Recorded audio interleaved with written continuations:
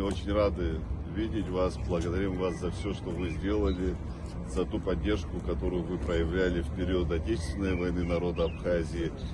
Мы ценим ваши заслуги, ценим ваш вклад, и дай Бог, чтобы поколениями ваш героизм помнили как и в Кабарде, так и в Абхазии. Спасибо вам огромное. Для нас каждый из вас это память, это живая надежда на светлое будущее. Именно вы эту победу ковали со своими боевыми братьями, однополчанами, абхазами. Много национальностей находилось в период Отечественной войны в Абхазии. И эта сплоченность до сих пор дает о себе, оставляет очень важные следы, которые нас, конечно же, будут и дальше объединять. Спасибо вам огромное, низкий вам поклон.